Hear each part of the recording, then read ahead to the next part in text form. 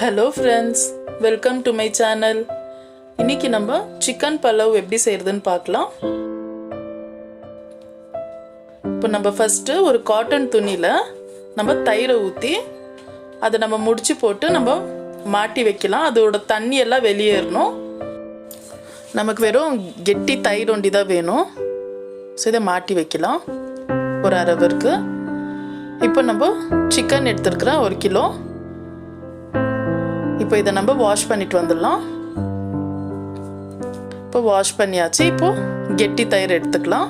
பாருங்க தண்ணி எல்லாம் நம்மளுக்கு இருந்துடுச்சு. இப்போ இஞ்சி பூண்டு விழுது 1.5 டீஸ்பூன் சேர்த்துக்கலாம்.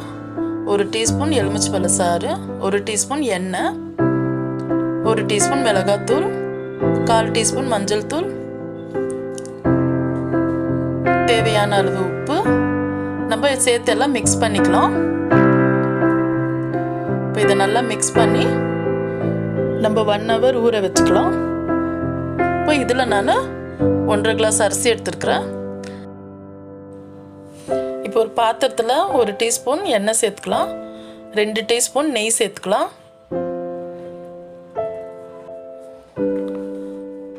இப்போ 3 இலைச்சி, அன்னாச்சி பூ, பிரியாணி இலை, 1 பீஸ் பட்டை, 4 லவங்கு, கொஞ்சம் சின்ன சீரகம்.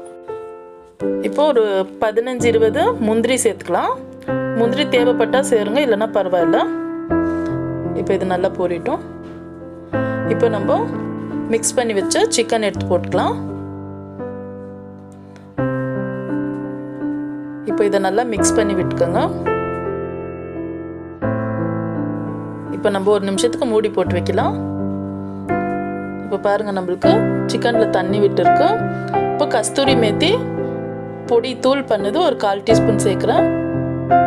இப்போ சேர்த்து நல்லா மிக்ஸ் பண்ணிவிட்டு தேவையான அளவு உப்பு சேர்த்துக்கோங்க. இப்போ இதை மிக்ஸ் பண்ணி மறுபடியும் 1 நிமிஷம் மூடி போட்டு வைக்கலாம்.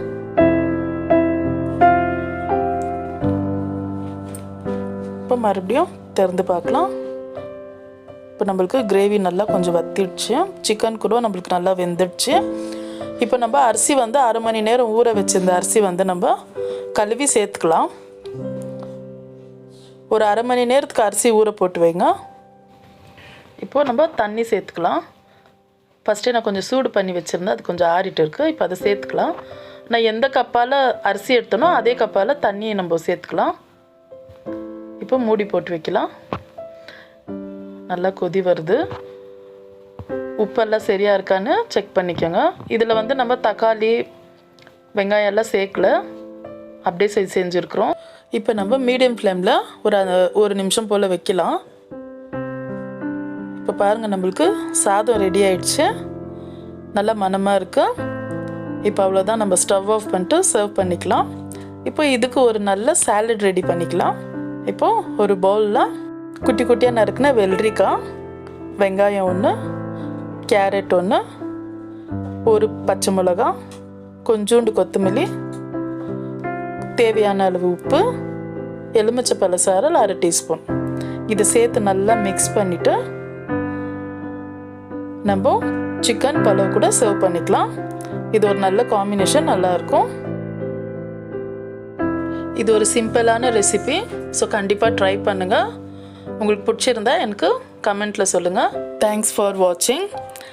லைக் பண்ணுங்கள், ஷேர் பண்ணுங்கள், மறக்காமல் சப்ஸ்கிரைப் பண்ணுங்கள். தேங்க்யூ.